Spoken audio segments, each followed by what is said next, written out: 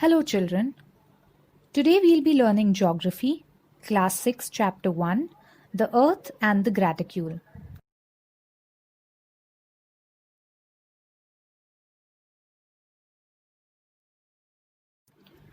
Observe the figure and answer the following questions. In which city is the Taj Mahal located? Which places are shown on the map? In which continent is the Taj Mahal located? In which direction is the Taj Mahal located for Graham in St. Petersburg, for Katya in Kimberley, for Michiko in Tokyo, and Meenakshi in Port Blair?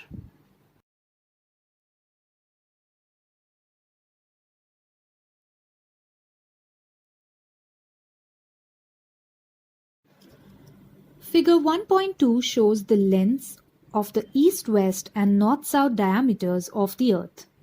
This will give you some idea about the size of the Earth. It is impossible to draw lines on the Earth.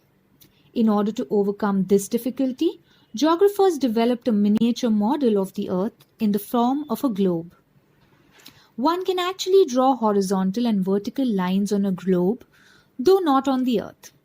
Thus, they are imaginary lines on the Earth. The location of any place on the Earth is determined with reference to the center of the Earth. In order to do it, we consider a straight line joining the point on the surface and the center of the Earth. For example, in figure 1.3, the measure of angle XMV is 30 degrees. That is, its angular distance from the equator is 30 degrees. Look at the figure and tell the angular distance of Y from the equator. Figure 1.3 shows another plane. It passes through X. It is parallel to the plane of the equator.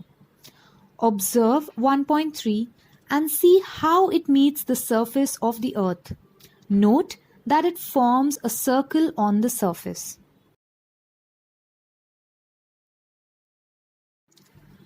In the upper portion of the circle at the center X, draw angles of 20 degrees V1 x K1 and V2 x K2. K1 and K2 being the points on the circle. Draw an ellipse joining K1 and K2. In the lower half of the circle, mark angles of 60 degrees and name the points on the circle as P1 and P2. Draw an ellipse joining P1 and P2. Now observe the diagram and tell me, are the distances between K1, K2 and P1, P2 the same? Compare the distances x K1 and x P2. Are these distances the same or are they different?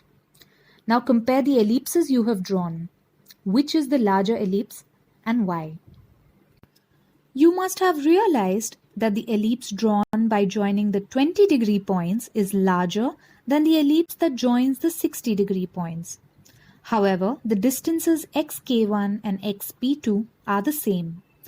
This is because we are dealing with a sphere.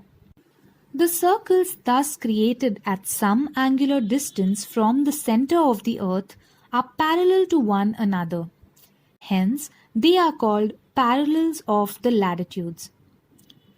The values of parallels are angular measures expressed in degrees. The degrees of the parallels are measured from the equator as shown in figure 1.5. That is why the equator is considered as the parallel. It is the largest parallel and also has a great circle. The angular distance of other parallels towards the north and south goes on increasing away from the equator. The equator bisects the Earth into north and south parts. The one to the north is called the northern hemisphere, while the one to the south is called the southern hemisphere.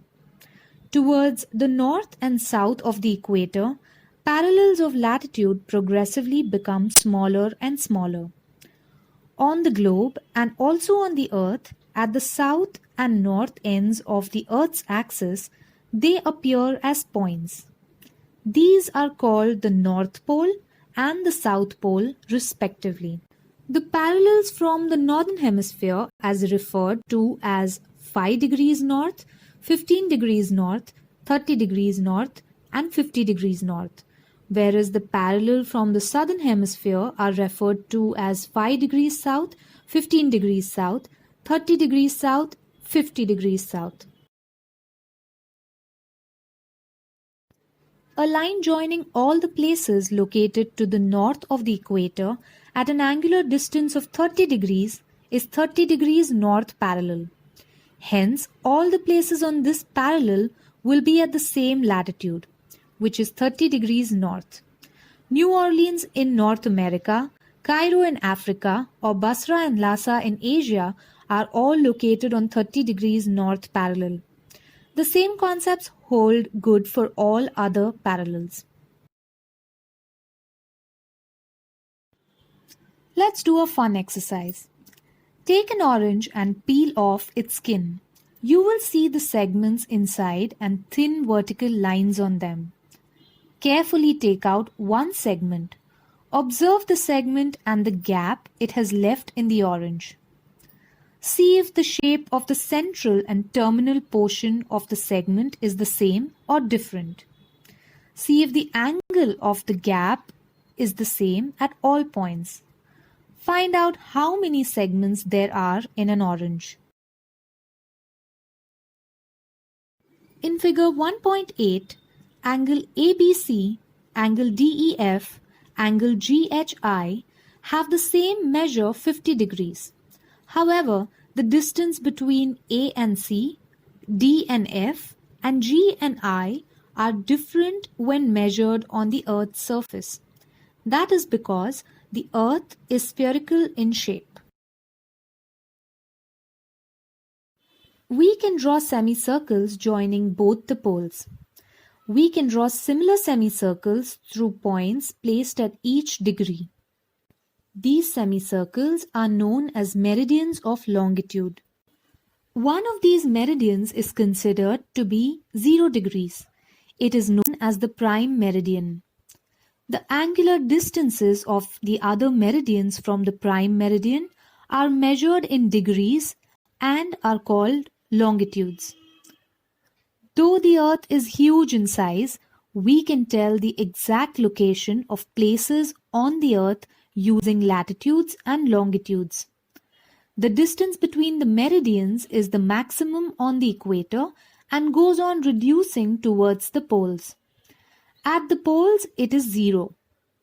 Latitudes and longitudes are expressed into degrees, minutes and seconds. Each degree is divided into 60 minutes and a minute into 60 seconds.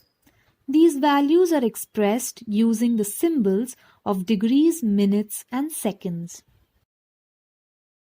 Do you know the distance between any two consecutive meridians is different on different parallels? It is maximum on the equator and it is 0 on both the poles. Equator is 111 kilometers.